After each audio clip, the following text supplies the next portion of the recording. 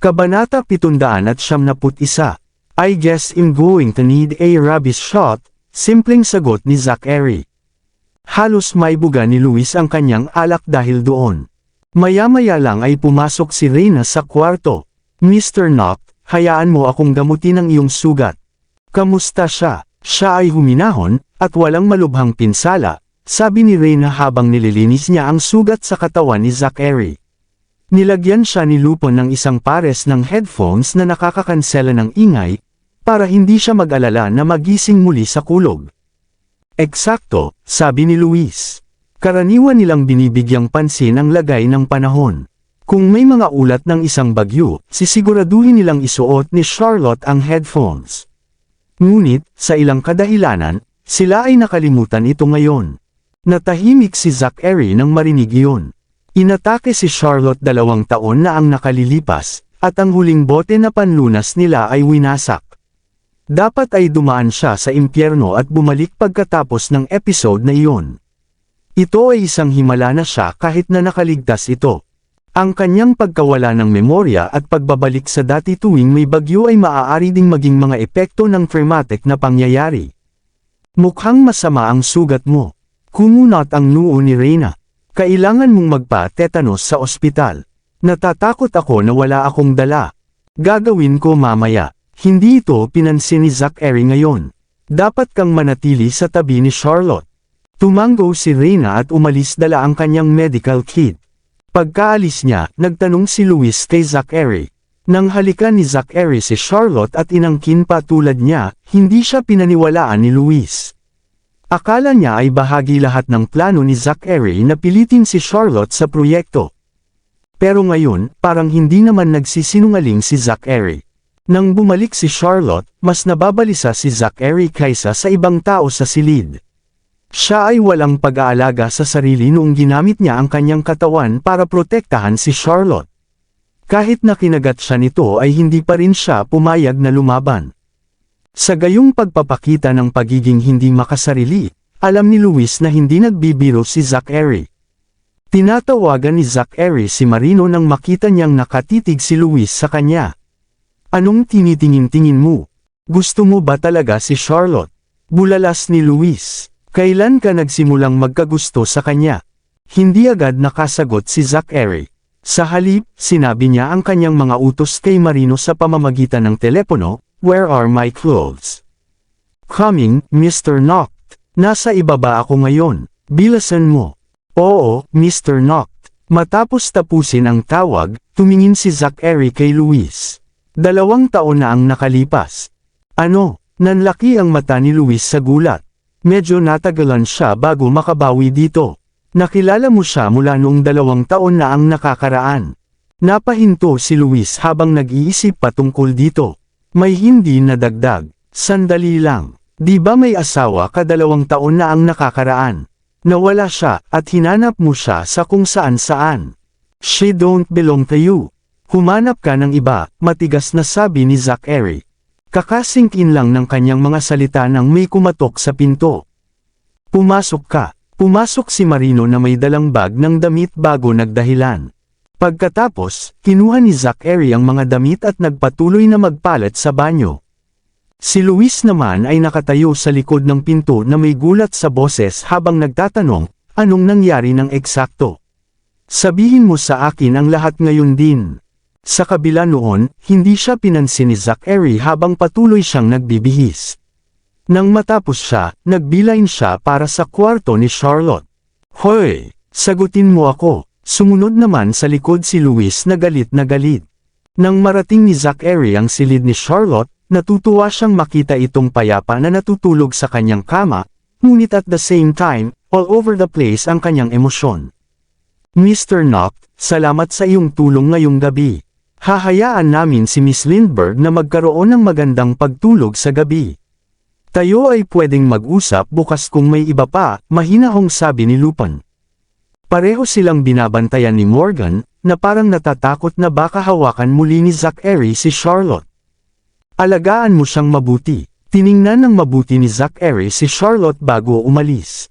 Pwede ba akong pumasok? Nagpasya si Luis na subukan ang kanyang kapalaran kasama sina Lupin at Morgan. Gaya ng inaasahan, tinanggihan nila ang kanyang kahilingan. Sir Luis, we're very sorry. Hindi namin pwedeng papasukin ang sinuman para istorbohin si Miss Lindbergh ngayon.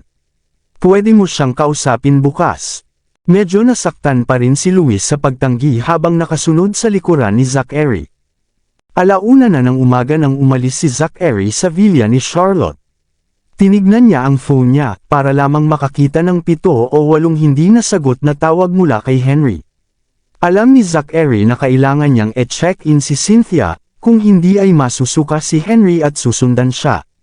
Kung tutuusin, hindi na niya kayang galitin pa si Henry, kaya nagpa siyang magtungo sa malapit na ospital sa Ashenville Garden para makita si Cynthia. Nasa daan na siya nang mamataan niya ang isang sasakyan na papunta sa kanya mula sa kabilang direksyon. Huminto ang magkabilang sasakyan, at bumaba si Ben sa kabilang sasakyan. Mr. Knock, nakayukong bati ni Ben. Anong nangyayari? Nasaan si Cynthia? Nasa kotse si Miss Blackwood, mahinang sagot ni Ben. Nasuri na ang mga sugat niya. Ngunit tumanggi siya upang manatili sa ospital, kaya nakuha namin ang pahintulot ng doktor na iuwi siya. Napatingin si Zachary sa sasakyan at nakita si Cynthia na mahinang nakasandal sa upuan niya. Ang kanyang mukha ay nakamamatay na mapotla, pero ngumiti pa rin ito at tumingin sa kanya. Mababaw lang na sugat. Okay lang ako. Balik na tayo. Pagkatapos ay sinenyasan niya ang lahat na bumalik sa mga sasakyan at tumungo sa Hot Spring Resort. Sa kanilang pagbabalik, pinag-isipan ni Zachary na tawagan si Henry.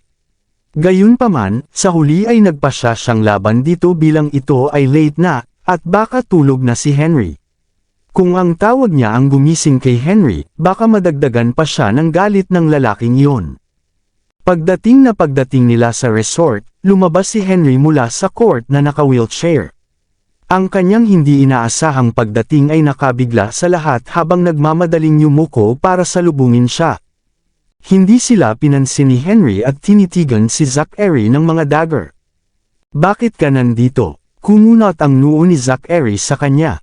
Hindi kita makontak sa telepono mo. Akala ko patay ka na, sarkastikong sabi ni Henry. Pagkatapos noon, maingat na pinili ni Zachary ang kanyang mga salita. May emergency si Luis kanina. Ano ang maaaring mas mahalaga kaysa sa kapakanan ni Cynthia? Sigaw ni Henry. It was a life and death situation, saway ni Zachary. Sapat ba yun para sa iyo? Natahimik si Henry sa narinig. Pagkatapos ng lahat, si Luis ay isang taong may pagkakaiba. Dapat may mangyari sa kanya habang siya ay nasa kanilang teritoryo, hindi ito masasagot ng pamilya Knock. Kung talagang may emergency si Luis, understandable naman na asikasuhin muna iyon ni Zachary. Miss Blackwood, mag-ingat ka, sabi ng nurse habang tinutulungan si Cynthia palabas ng kotse. Bakas sa mukha ni Henry ang pag-aalala nang lumingon siya kay Cynthia. Cynthia, kamusta? Nasaktan ka ba ng husto? Mababaw lang ang mga sugat. Ayos lang ako. Sumenyas si Cynthia. Lolo, please stop scoring Zachary. Nagkaroon nga ng emergency si Sir Luis, kaya pinaayos ko muna sa kanya. Magandang babae. Labis na naantig si Henry sa kanyang sinabi. Napakaintindi mo. Tama lang na maging patuloy ni Cynthia sa sign language. Kasalanan ko. Pinilit kong sumama, at ngayon ay nasa sobrang problema si Zachary dahil doon. Sumakit ang puso ni Henry nang makita niya kung gaano ang pagka-guilty ni Cynthia. Don't say that. Kasalanan niya kung bakit pinabayaan ka. Lumalakas ang hangin sa labas. Bakit hindi ka muna pumasok? Inaakay na si Cynthia pabalik ng bahay nang biglang nanlambot ang kanyang mga tuhod. Nahulog na sana siya kung hindi nagmamadali si Zachary para suportahan siya. Kunin mo ang wheelchair, utos niya. Hinanap ng mga nurse ang wheelchair ngunit walang resulta. Lalong nanghina si Cynthia sa puntong ito at hindi na makatayo. Sa sandaling iyon, si Henry ay nataranta at mukhang malapit ng ibuga ang kanyang pangitaas sa lahat. Inasahan iyon ni Zachary at mabilis na binuhat si Cynthia pabalik ng bahay. Noon lang natahimik si Henry. Umiling siya at bumantong hininga, nakakaloka. Hindi mo maaaring madaliin ang mga bagay na ito, malumanay na sabi ni Spencer. Kailangan niyang nasa loob nito ang kanyang puso. Ano ba ang alam mo? Tumahol si Henry. Kung hindi ko sila bibigyan ng isang siko, hindi sila kailanman magkakasama. Hindi na nagsalita si Spencer pagkatapos noon. Samantala, binuhat ni Zachary si Cynthia pabalik sa kanyang kwarto at inihiga sa kama. Alagaan mong mabuti siya. Aalis na sana siya nang harangin ni Henry ang pintuan gamit ang kanyang wheelchair. Aalis ka pagkatapos na nasaktan mo siya. Malamig na tanong ni Henry. O ano? Nakasimangot na sagot ni Zachary. Humingi ng tawad at magtanong tungkol sa pinsala. Iyan ay pangunahing kagandahang loob, hiniling ni Henry. It's already so late, at tatanggi na sana si Zachary nang makita niyang nanlilisik si Henry sa kanya. Siya ay walang pagpipilian ngunit sumang-ayon dito. Pagkatapos noon, tumalikod siya at naglakad pabalik sa kama ni Cynthia. Nakuha ng mga nurse ang pahiwatig at dali-daling lumabas ng silid upang bigyan ng ilang kinakailangang espasyo si Zachary at Cynthia. Sarado ang pinto sa likod niya, na naiwan silang mag-isa sa kwarto. Ang pinagsamang epekto ng dimmed na mga ilaw, ugoy ng mga puting kurtina, at halimuyak ng lavender ang nagbigay ng napaka-romantikong ambience. Umupo si Zachary sa sofa, binuksan ang isang bote ng alak, at nagsimulang uminom ng mag-isa. Si Cynthia naman, na nakahiga siya sa kama at tahimik na tumingin kay Zachary, na puno ng init ang mga mata at paglalambing. Magpapahinga muna ako saglit bago umalis para hindi na ako magalit. Napatingin si Zachary kay Cynthia. Naiistorbo ba kita? Hindi, ayos lang. Sumenyas si Cynthia. Pwede kang magpahinga hanggat gusto mo. Nang magtama ang mga mata nila ay namula si Cynthia at agad na sinubukang linawin. Ang ibig kong sabihin, ilagay para maging kalmado si Lolo, at maaari kang manatili dito ng mas matagal. Hindi, ang ibig kong sabihin, maaari kang manatili kahit gaano katagal mo gusto. Habang sinusubukan niyang magpaliwanag, mas lalo siyang naguguluhan. Hindi alintana, nanatili sa sofa si Zachary, at tahimik na nilalasap ang alak habang ninanamnam ang katahimikan. Bigla siyang napatingin sa pinto. Nararamdaman niyang may tao sa labas, na nakatingin sa kanila. Dahil doon, agad na inilapag ni Zachary ang kanyang baso at tinungo si Cynthia. Kinabahan ng gusto si Cynthia habang mahigpit ang pagkakahawak sa kanyang kumot. Kung sa bagay, ang kanyang mga sugat ay medyo masakit pa, and she didn't even dare to look at Zachary. Maya-maya pa ay nasa tabi na niya si Zachary at nakasandal sa kanya. Siya pagkatapos ay likas na nakapikit. Nang naramdaman niyang papalapit pa ito, inabot ni Zachary at pinatay ang switch ng ilaw sa likod niya. Halos madilim na ngayon ang silid maliban sa kumikislap na liwanag mula sa aroma lamp. Nagbigay ang dilim ng mas romantikong ambience ang kwarto. Sa puntong iyon, sobrang kinakabahan si Cynthia na nanginginig na siya. Maging ang kanyang paghinga ay naging mali-mali. Gayunpaman, hindi pa rin siya ginalaw ni Zachary. Bumalik siya sa sofa at nagpatuloy sa pag-inom ng kanyang alak. Dahan-daang iminulat ni Cynthia ang kanyang mga mata at malungkot na tumingin sa kanya. Akala niya pupunta siya, pero sayang, ilaw lang ang pinatay niya. Ilang sandali pa ay nakatulog na si Zachary sa sofa. Ito ay dahil sa sobrang pagod o sa epekto ng alak. Nabitawan niya ang wine glass na hawak niya, at nabahiran agad ng alak ang puting carpet. Tumingin si Cynthia sa labas bago bumangon sa kama para maglakad papunta kay Zachary. Tinakpo niya siya ng kumot at sumama sa kanya sa sofa, nananabik na nakatingin sa kanya. Ang dimly lit room ay nagpapagod sa gwapo niyang mukha. Ang kanyang mga kilay ay nakaunat kahit sa kanyang pagtulog, bilang kahit na siya ay nasa malalim na kapanglawan. Sumakit ang puso ni Cynthia para sa kanya habang maingat na inabot nito ang kanyang mga kilay. Sa sandaling iyon, biglang kumibot si Zachary sa kanyang pagtulog. Dahil sa gulat ay mabilis na binawi ni Cynthia ang kanyang kamay at napahawak sa dibdib sa gulat. Nang wala nang bigla ang paggalaw mula kay Zachary, nakahinga ng maluwag si Cynthia. Nang makita niyang mahimbing na itong natutulog, nag-ipon siya ng lakas ng loob at dahan-daang hinaplos ang mukha nito.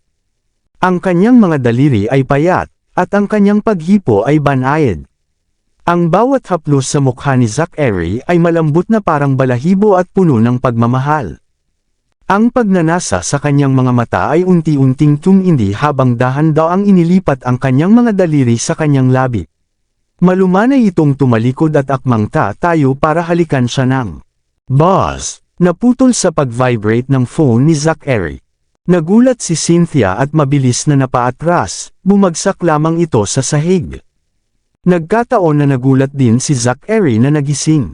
Pagkaupo niya ay nakita niya si Cynthia sa sahig at agad siyang yumuko para alalayan siyang makatayo.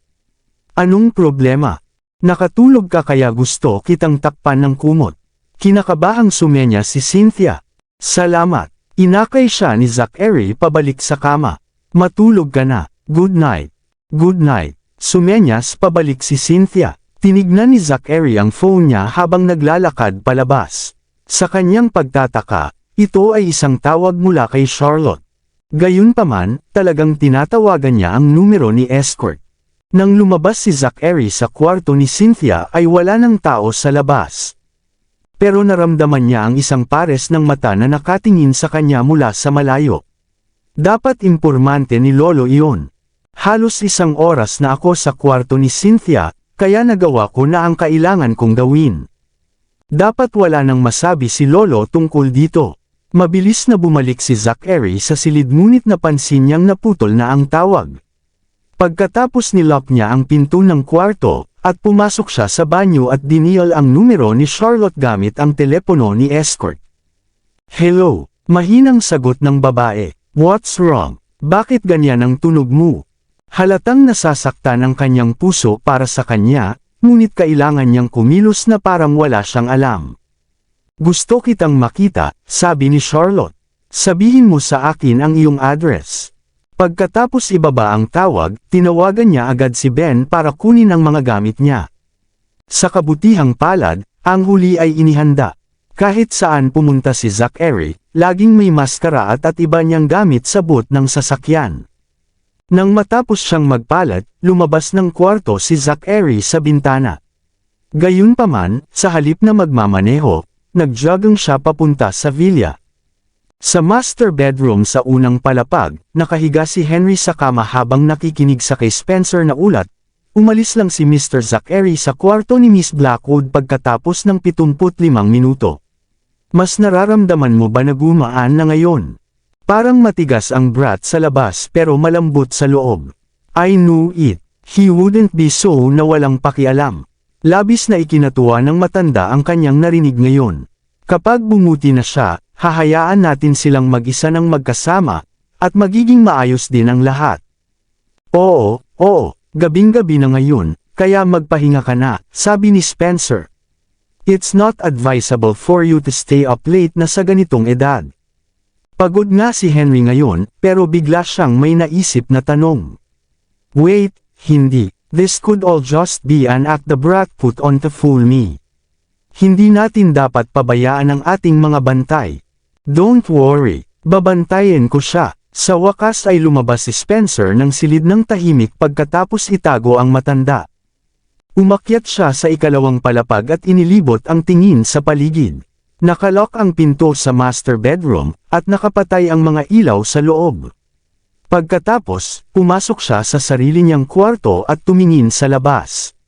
Siya ay kumbinsido na si Henry ay nag-overthink sa mga bagay-bagay matapos makita na ang lahat ng mga sasakyan ay nakaparada pa rin sa paradahan. Habang nakasuot pa rin ang maskara, umakyat si Zachary sa dingding at pumunta sa bintana ni Charlotte. Ikinandado ni Lupin at Morgan ang lahat ng pinto at bintana sa silid, marahil ay nag-aalala sila sa kulob na makakaapekto na naman kay Charlotte. Hindi niya masira ang mga bintana para makapasok, kaya maaari lang siyang magpadala sa kanya ng isang text para ipaalam sa kanya na siya nga ay nandoon. Agad na bumangon si Charlotte para buksan ang bintana nang matanggap niya ang text. Umakyat si Zachary at agad niyang nakita ang maputlang mukha nito. Gusto niya itong yakapin ngunit pinipigilan niyang gawin. Maya-maya, nagkunwari siya na parang walang alam habang nagtatanong, ano ba? Mukhang hindi ka masyadong maganda. Ayos lang ako. Halatang masama ang pakiramdam ng babae. Sa kabila nito, siya ay naglalagay ng isang aksyon na parang siya ay malusog at malakas habang hila-hila ang mahinang katawan patungo sa kama. Lumapit ang una para tulungan siya, ngunit itinulak nito ang kamay nito. Hindi ako ganoong kahina. Ang kanyang katigasan ng ulo at malakas na kalooban ay kaibahan sa mahinang kilos ni Cynthia. Bahagyang gumaan ang pakiramdam ni Charlotte pagkatapos humiga sa kanyang kama. Gayunpaman, sa ilang kadahilanan, siya ay malamig ang pakiramdam ng buong buo. Samantala, tumabi naman sa kanya si Zachary na walang ginawa kundi ang titigan siya, ang gulo ng isip niya. Anong tinatitigan mo sa akin? Nakakunot ang noo niyang tanong. Hinubad ng lalaki ang kanyang coat at humiga sa tabi niya bago siya niyakap. Hindi tumanggi si Charlotte, at sa halip, sumandal siya sa dibdib nito. Pinagpapawisan ang katawan niya to the point na nanginginig pa siya, ngunit sinubukan niyang itago ito. Pagkatapos ng lahat, ayaw niyang mapansin niya ito. Ang lamig ng katawan mo. Hindi siya inilantad ni Zachary, ngunit ginamit niya ang kanyang mainit na mga kamay upang tulungan siyang magpainit. Alam mo ba kung bakit gusto kitang makita? Pumikit si Charlotte at yamakap sa kanyang mga bisig. Kasi mainit ka. Hindi na ako gaanong nilalamig ngayong nasa mga bisig mo ako. Nagsimulang mamula ang ilong ng una, at namula ang mga mata sa narinig. Bobo kang babae. Katulad ka pa rin ng dati, malinaw na miserable pa rin at matigas ang kilos. Maraming salamat sa lahat ng sumusubaybay. Please subscribe and follow my YouTube and Facebook channel, Filipino Novel. Maraming salamat po. Kabanata 775. Nagtataka ako kung paano siya nabubuhay sa nakalipas na 2 taon. Nagdudugo ba siya tuwing may bagyo? Siguro napakasakit ng kanyang kalagayan kaya't siya ay lumulutang sa kama ng mag-isa, na nanginginig sa bawat oras. Sino ang nandoon para magpainit sa kanya noong wala ako? Ano ang iniisip mo? Si Charlotte ay patuloy na nakasandal sa kanyang yakap, at nakakapit sa kanya na para bang siya ay isang pugita. Gusto mo bang mas mainit ang pakiramdam? Nagsisimula ng maramdaman ni Zachary ang pagtibok ng kanyang puso sa kanyang mga kilos. Oo, isinubsob niya ang mukha sa leeg nito at pinagpala ang sarili sa pabango nito.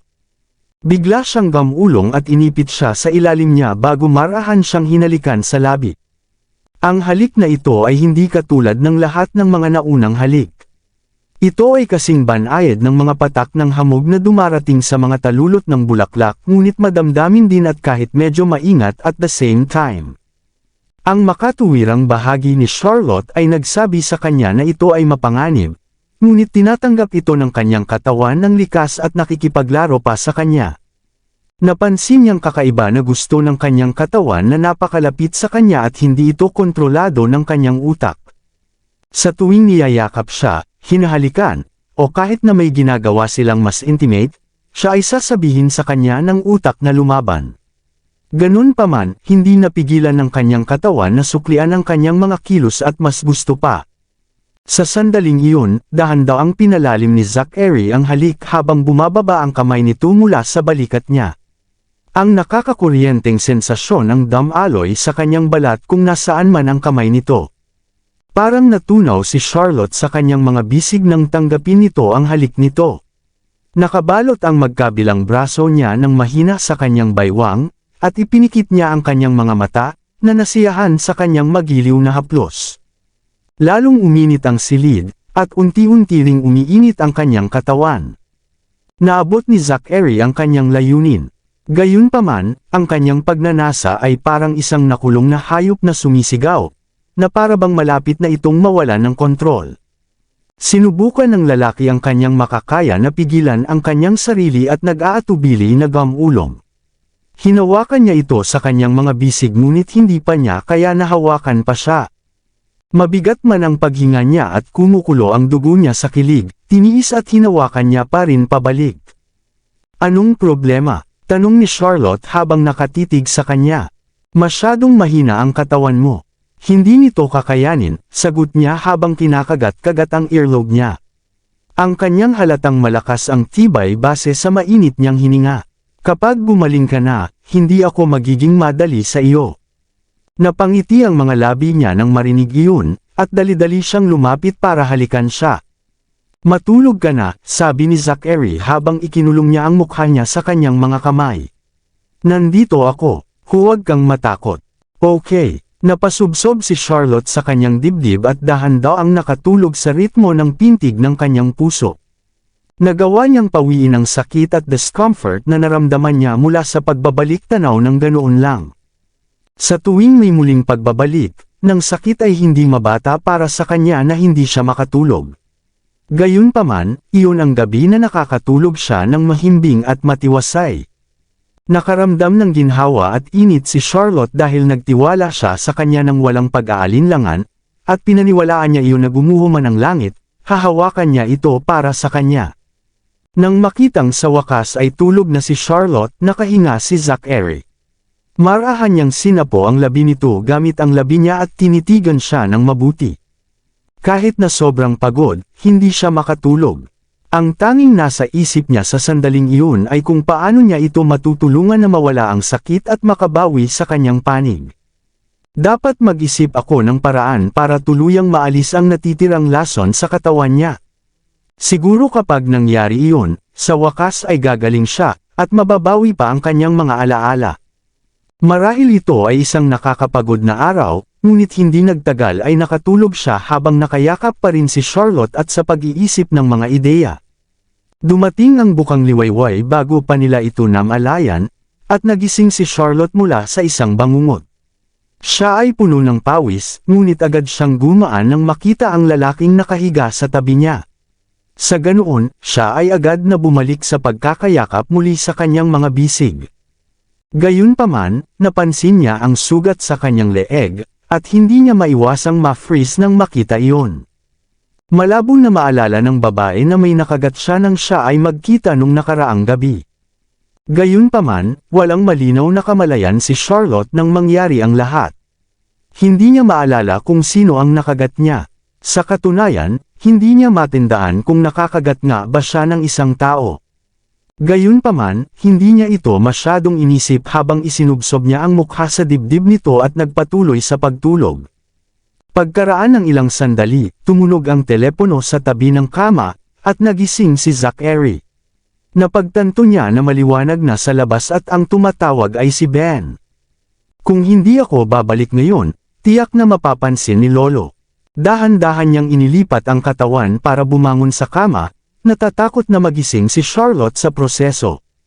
Pero gising na siya, idinilat ng babae ang kanyang mga mata at nagtanong, ano ang mali? Nagising ba kita? Tinitigan ni Zachary ang magandang mukha nito at nag-aatubili na iwan siya nang sabihin niyang, kailangan ko nang umalis ngayon. Sige, sagot niya habang nakatalikod. Pagkatapos ay nagpatuloy siya sa pagtulog na nakatalikod sa kanya. Tumagilid siya at binigyan siya ng halik bago nag-aalangan na umatras ng ilang hakbang. Pagkatapos noon, dali-dali niyang isinuot ang kanyang damit at umalis sa bintana. Hindi lumingon si Charlotte para tingnan siya, ngunit masasabi niyang maliksi itong tao habang nakikinig sa kanyang mga galaw. Mula sa isang makatuwirang pananaw, tiyak na hindi siya isang ordinaryong tao. Ngunit kakaiba, nagtiwala siya sa kanya nang walang pag-aalinlangan. Hayaan mo na lang siya. Sa pag-iisip nito, muling nakatulog si Charlotte. Tumakbo si Zachary pabalik. Umakyat siya sa dingding sa likod bahay papasok sa villa at dumaong sa harap ng bintana sa kwarto ni Henry. Nagising na ang huli at humihigop ng tsaa sa kanyang wheelchair. Sa isang iglap, tumalon si Zachary sa balkonahe ng ikalawang palapag. Naalarma, tumangala si Henry ngunit wala siyang nakita. Gayunpaman, nag-aalala niyang sinabi, ano ang nangyari? Akala ko may nakita ako na tao mula sa bintana. Baka pusa, hula ni Spencer. Narinig ko na si Mr. Potter ay nag-iingat ng maraming pusa at pinapayagan silang gumala-gala. Pumunta ka at tingnan kung gising na siya. May kutob ang matanda na may mali. I went to check kanina. He's still asleep, sagot ni Spencer. 8:00 pa lang ng umaga. Siya ay abala hanggang hating gabi kahapon. Hayaan mo na lang siyang matulog ng kaunti pa. Karaniwan siyang gumising ng alas 6 araw-araw para mag-ehersisyo gaano man siya kaabala, sabi ni Henry na may kasamang sumimangot. Kakaiba na hindi siya gising kahit na alas 8 na. Sige, titingnan ko. Aalis na sana siya, nang may kumatok sa pinto, at narinig ang boses ni Ben. Mr. Knock, tinanong ni Mr. Zachary kung gising ka na. Gusto niyang malaman kung gusto mong mag-almusal na magkasama. Nagkatinginan sina Spencer at Henry bago binuksan ng una ang pinto. Si Mr. Zachary ay nagising na. Kakagising lang niya at naghuhugas na, nakangiting sagot ni Ben. Gising na rin si Miss Blackwood. Dapat ba akong kumuha ng maghahanda ng almusal? Sige na. Tumango si Spencer. Naiintindihan. Tumangala si Spencer sa master bedroom ng ikalawang palapag at nakita ang isang kasambahay na kumakatok sa pinto, na nagsasabing na naroon siya para magpadala ng mga damit. Come in, boses ni Zachary. Binuksan ng maid ang pinto at pumasok. Isinara ni Spencer ang pinto at sinabi kay Henry, tingnan mo iyon. Tama ako, ngunit hindi ka naniwala sa akin. Nakakaluwag, sabi ng matanda na may kasamang tango. Well, parang masyado akong naghinala. Yes, don't worry too much about it, ang sabi ng una. Sa tingin ko sina Mr. Zachary at Miss Blackwood ay nagkakasundo lang. Sana nga. Napabuntong hininga si Henry bago idinagdag, babalik tayo kapag nakapag-almusal na tayo. My great-grandchildren ay nasa bahay, at walang mag-aalaga sa kanila. Nag-aalala ako. Sige, didiretso na ako. Nakangiting tumango si Spencer. Inutusan ni Ben ang isang kasambahay na maghanda ng almusal at umakyat na siya pagkatapos. Si Zachary ay tapos ng magpalit at nag-aayos ng kanyang buhok habang sinasabing, naghihinala ba si Lolo ng kahit ano? I don't think he is. Nakita ko si Kyle na naghahanda ng isa sa mga sasakyan, so I guess he'll be heading back after almusal, sabi ng kanyang bodyguard bago nakahinga ng maluwag. Magaling iyan. Isinuot niya ang kanyang sapatos at bababa na sana, ngunit sumugod si Marino para magsumbong, Mr. Knock, nandito na si Sir Luis. Anong ginagawa niya dito ng ganitong oras, tanong ni Zachary na nakakunot ang noo. Dahil ba sa nangyari kagabi? Nag-alala si Ben. Masyadong walang muwang si Sir Luis. Magiging mahirap kung hahayaan niya ang anumang bagay. Marahil ay narito siya upang pag-usapan ang proyekto. Hindi pumayag si Zachary sa proyekto ng Lindbergh Corporation para makipagsosyo kagabi. Gusto ni Luis ng talakayan tungkol dito, ngunit wala pang anumang mga resulta. Nag-aabang pa ng kasagutan ng 5 pang partner habang naghihintay ang huli na sumagot sa kanila. Iyon ang dahilan kung bakit siya narito upang pag-usapan ito. Bumaba si Zachary at nakita niyang nakaupo na sila Henry at Cynthia sa dining table. Gayunpaman, mabilis siyang lumabas sa halip na tumungo sa dining room. Saan ka pupunta, tanong ng matanda. Luis is here. I'm going to go take a look, sagot niya at nagpatuloy sa paglalakad palabas. Kasabay nito, kabababa lang ni Luis sa kanyang sasakyan nang sabihin niyang Zachary. Bakit ang aga-aga nandito, katanong ni Zachary. Naghihintay ng sagot ang mga kasosyo sa negosyo, sagot ng una na nakakunot ang noo. Sinubukan kong kumbansihin si Charlotte na huminto ng napakatagal ngayong umaga, ngunit ayaw niya. Nabigla talaga si Zachary sa narinig. Inaasahan niyang mag-isa itong huminto dahil sa galit kagabi. Hindi niya akalain na tatanggi itong huminto. Parang mas malakas ang mental strength niya ngayon. I'm in a bind right now, Zachary. Pwede bang pumayag ka na lang, nanatiling nakakunot ang mga kilay ni Luis at nagpatuloy. Sinabi ni Charlotte na kung sa tingin mo ay masyadong maliit ang kanyang puhunan, magdadagdag siya ng mas maraming pondo. Ngunit kahit anong sabihin o gawin mo, hinding-hindi na siya aatres. Bumalik ka muna. I'll come to see you later. Ayaw niyang magkita ngayon sina Luis at Henry. Bakit naguguluhang tanong ng huli? Hindi pa ako nag-aalmusal. I was thinking of breakfast dito rin. Nandito si Lolo. Kapag nalaman niya ang tungkol sa proyektong ito, siguradong masasaktan siya, sabi ni Zachary sa mahinang boses. Nakikita ko. Malaking pagbabago ang ekspresyon ni Luis nang sabihin niya. Kung ganoon, aalis na ako. Saktong papasok na siya sa kanyang sasakyan, isang kulay pilak na Rolls-Royce ang mabilis na tumakbo patungo sa kanila. Nandito na si Charlotte. Mabilis na sumugod si Ben para isara ang gate. Napakunot ang noo ni Zachary nang makita iyon. Anong ginagawa niya dito ngayon? Huminto ang sasakyan, at bumaba ang babae sa kotse. Nakasuot siya ng puting suit, at ang kanyang maputlang mukha ay nakatago sa ilalim ng isang layer ng light makeup. Nagbalik ang maganda, malamig ngunit kaakit-akit na babae. Paumanhin sa panghihimasok, Mr. Knock. Sumilay ang ngiti sa labi niya habang nagsasalita. Tila isang magalang na ngiti, ngunit ipinakita rin nito ang kanyang walang takot na tapang. Dahil hindi pa kita maimbitahan, pwede lang kitang bisitahin sa sarili ko. Sobrang sakit mo kagabi, pero mukhang mas okay ka na ngayon. Tinaasan siya ni Zachary ng isang kilay. Bagamat siya ay mukhang mayabang, nakaramdam siya ng labis na pagkakasalungatan. Noong ginugulo niya siya, madali siyang lumipat sa pagitan ng dalawa niyang personalidad. Siya ay magiging sobrang intimate sa kanya sa gabi ngunit talagang malamig ang pakikitungo sa kanya sa araw. Ngunit ngayon, hindi niya pinansin ang kanyang bottom line para sa kanya at nilabag ang sarili niyang prinsipyo dahil sa kanyang personal na damdamin ng maraming beses. Kung magpapatuloy ito, walang ideya si Charlotte na pumunta si Zachary para tulungan siya nang siya ay nasa sakit. Miss Lindbergh bulong ni Lupin sa kanyang mga tainga. Agad na lumungkot ang mukha ng babae habang sumigaw. Sino ang nagpapahintulot sa iyo na papasukin siya? Kasalanan ko ang lahat ng ito. Nagmamadaling yumuko si Lupin bilang paghingi ng tawad. We'll talk about this later, Charlotte. Let's go, sabi ni Louis sabay hila sa kanya. Narito si Mr. Knock. Kung alam niyang dadalo ka, siguradong mabibigo ang proyektong ito. Kahit na hindi niya alam ang tungkol sa relasyon ni Zachary at Charlotte, alam niya ang mga sama ng loob sa pagitan ng Knock at ng mga pamilyang Lindbergh. Nandito rin si Mr. Knock na pataas ang kilay ni Charlotte nang marinig ang pangalan. Ang ganda, gusto kong makilala rin siya. Anong katapangan? Isang malakas na boses ang umalingaw mula sa looban. Medyo tensyonado, mabilis na tiningnan ni Zachary si Louis. Charlotte, let's go. Nakuha ni Louis ang cue at sinimulang hilahin si Charlotte papasok sa kotse.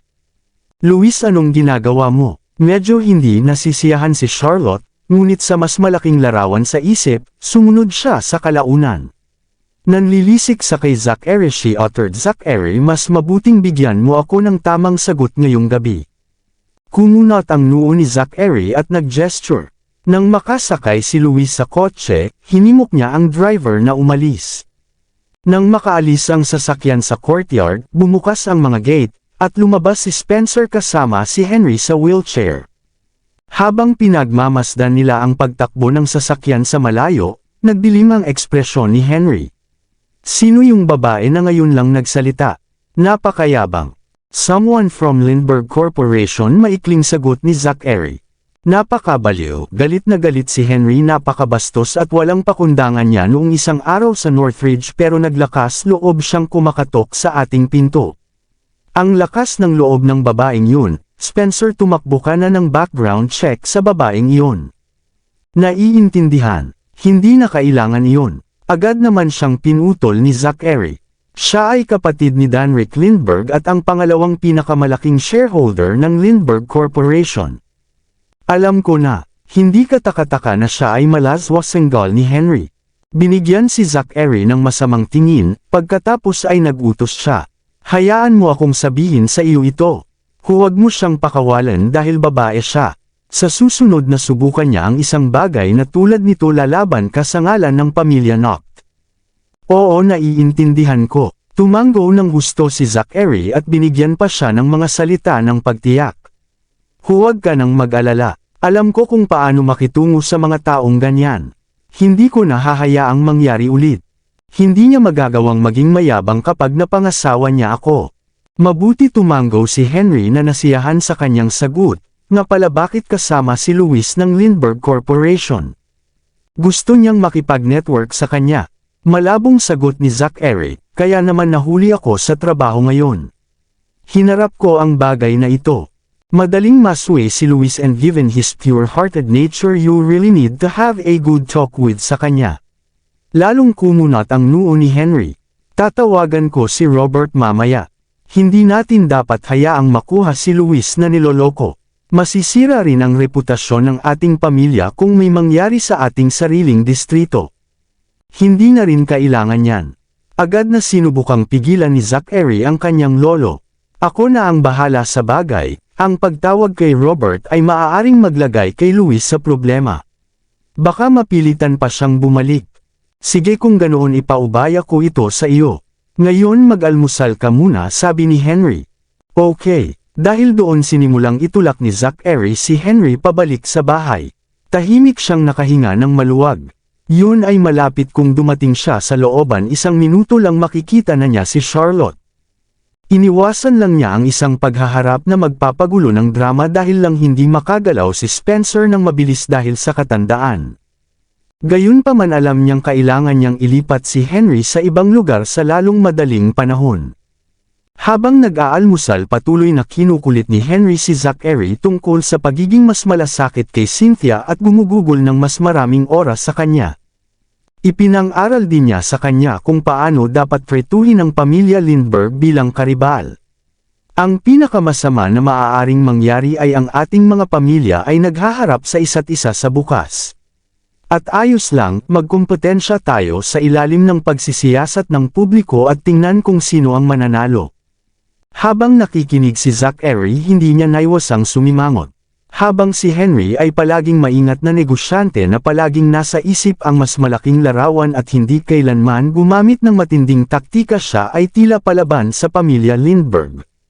Maliwanag na ang hidwaan sa pagitan ng dalawang pamilya ay malalim ang ugat at halos imposibleng lutisin.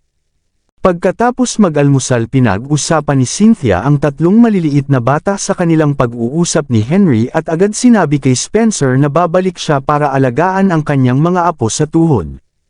Naging pabor kay Zachary ang desisyong iyon at hindi niya ito pinansin.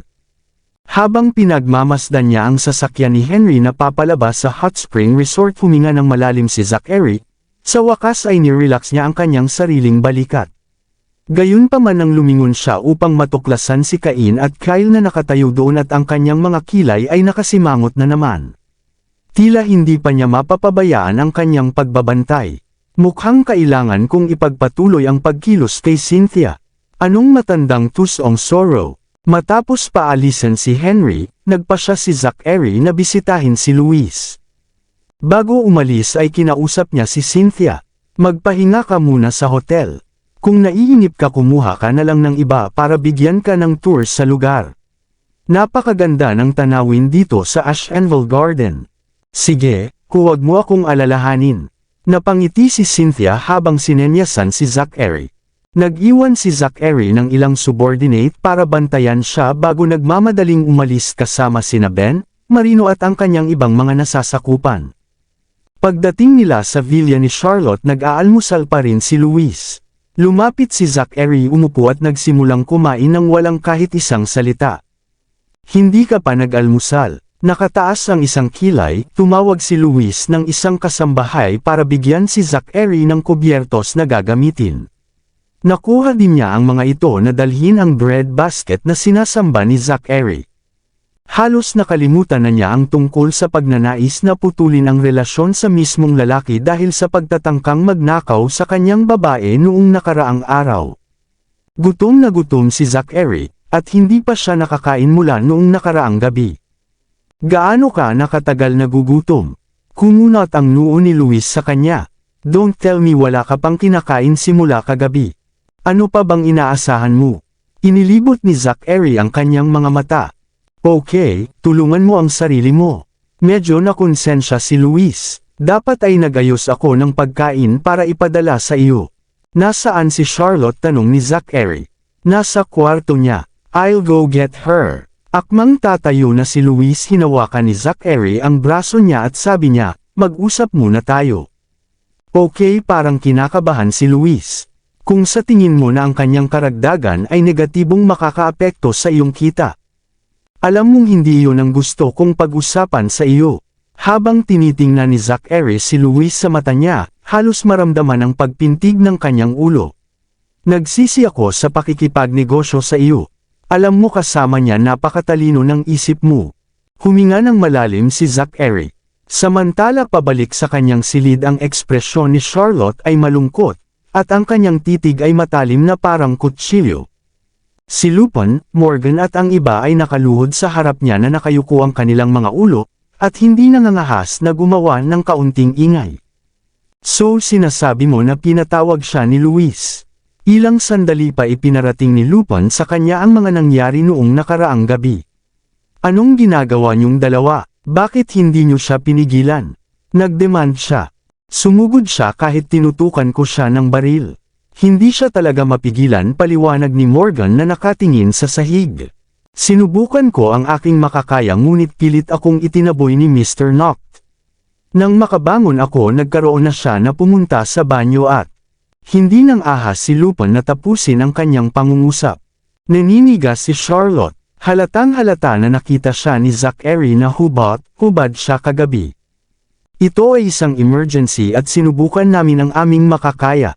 Nasasaktan ka ng todo. Kahit na kumilos ka ng isang medyo magaspang, si Mr. Noct ay ginawa niya ang mga bagay na iyon para iligtas ka mahinang pagpapatuloy ni Morgan. Kumilos ng medyo magaspang. Nang marinig ang mga salitang iyon napakunot ang noo ni Charlotte. Anong ibig mong sabihin na medyo magaspang? Nakaupo siya sa tabi ng bathtub habang hawak ang braso mo para ma-injection sa'yo si Dr. Langon pero nahirapan ka ng sobra. Natambo pa si Dr. Langon kaya ni Mr. Noct. Pansamantalang kumurap si Morgan hindi na nakatuloy. Sabihin mo na ungol ni Charlotte. Sa huli pumasok siya sa bathtub at sumakay sa iyong katawan at idiniin ang iyong pulso upang si Dr. Langon ay maaaring bigyan ka ng shot. Halos hindi marinig ang boses ni Morgan ngunit sinalo ni Charlotte ang bawat salita. Namutla ang mukha niya na parang kumot. Gusto kong sumugod pero pinigilan ako ni Luis. Baka mali ang pagkakaintindi mo kay Mr. Noct. Lahat ng gusto niya ay upang iligtas ka, he wasn't trying to take advantage of you, paliwanag ni Lupin. Oo, binitukan mo siya at sinisipa ng buo. Sa huli kinagat mo pa ang leeg niya dahilan para maging duguan pero pinigilan niya ito. Ano ang sinabi mo? Pinutol ni Charlotte si Morgan. Nakagat ko ang leeg niya. Kabanata 800. Oo, dahan daw ang tumango si Morgan. Medyo magaspang ka rin sa kanya. Sa totoo lang medyo natakot ako na masasaktan mo ang ugat sa kanyang leeg. Medyo masama kung nangyari iyon. Muntik mo nang kagatin ang isang piraso ng kanyang laman ngunit siya ay matigas ang ulo at nanatiling tahimik habang binibigyan ka ni Dr. Langon ng injection, dagdag ni Lupin. Nang tuluyan ka ng kumalma, tinakto niya agad ng tuwalya ang katawan mo at binuhat ka palabas sa banyo bago ka ilagay sa kama. Naging mabait din siyang sabihin sa amin na patuyuin ang iyong buhok at bihisan ka. Habang inaalala ni Morgan ang mga melodramatikong eksenang nauna sa kanya noong nakaraang gabi, siya ay medyo naging emosyonal. To be honest, medyo na-touch ako sa mga bagay na ginawa niya para sa iyo. Ako rin, noon ko napagtanto na hindi biro ang nararamdaman niya para sa iyo. Mabilis na tumunog si Lupin. Saang bahagi ko siya kinagat? Mukhang naabala talaga si Charlotte sa mga sugat ni Zachary. Malinaw niyang naalala na nakakita siya ng may benda na sugat sa leeg ni Escort nang magising siya ng umagang iyon. Gayunpaman hindi siya sigurado kung ito ay isang marka ng kagat. Ang tama, matigas ang tunog ni Lupin. Naaalala ko kung paano siya nasa ibabaw mo at pinigilan ang iyong mga paa. Hindi ka makagalaw kaya kinagat mo ang kanyang leeg sa gilid na nakaharap sa akin. Sigurado ako diyan. Nagsalubong ang kilay ni Charlotte. Nasa kanang bahagi din ang sugat ni Escort. Hindi ito maaaring. Kumatok. Noon lang isa sa mga babaeng bodyguard niya ang pumasok sa silid na nagsasabing, Miss Lindbergh, andito na si Mr. Noct. Hinihingi ni Sir Luis ang presensya mo. Pagbalik sa kanyang katinoan lumabas si Charlotte. Bumalik sa dining room si Luis ay mukhang nangangamba. Ito ba talaga ang paraan? Bitawan mo siya o makinig sa akin, walang tigil si Zachary. Fine, but please remember to tell her that this is your idea, Okay, ungol ni Luis. Bakit ka ba natatakot sa kanya? Tinitigan siya ni Zachary ng masama. Hindi siya natatakot, alam niya kung paano tretuhin ang iba ng may paggalang. Biglang sumulpot si Charlotte sa dining room na parang mayabang at hindi nasisiyahan. Paglingon sa kanya sinimulan siyang suriin ni Zachary na may hindi maliwanag ngunit matalim na ekspresyon na parang sinusubukan niyang basahin ang nasa isip niya. Sinusubukan mong sabihin na hindi kita tinetrato ng may paggalang. Nagtaas ng kilay si Zachary. Bueno Mr. Knock, noon pa man ikaw ang pinaka-stock up na tao sa planeta. Nagkibit balikat si Charlotte, ngunit dahil wala akong magagawa tungkol doon ako na lang ang magiging mas malaking babae. Ha?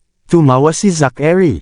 Kinailangan niyang aminin na ang mga kasanayan sa debate ni Charlotte ay bumuti ng gusto pagkatapos 2 taong pagsasanay. Kahit anong ibato nito sa kanya maluwag niyang sasalungin iyon. Higit pa rito maaari pa niyang i-turn the tables sa kanya. Ang kanyang sarap at talino ay lubos na kapansin-pansin. Minsan ang paggawa ng negosyo ay tungkol sa pagtugon sa sitwasyon ng may bilis at pagkakaroon ng malakas na aura. So paano ito? Umupo si Charlotte sa sofa sa tapat ng hapagkainan na nakatagilid ang ulo habang siya nakatitig kay Zachary. Nakarating na ba kayong dalawa sa isang huling pinagkasunduan? Hahayaan kitang simulan ang proyektong ito kasama namin ngunit sa isang kondisyon. Ngumiti si Zachary sa kanya nang walang pakialam. Kailangan mong makuha ang suporta ng industriya ng palakasan ng Erihal. Nakasimangot na sinulyapan ni Charlotte si Luis.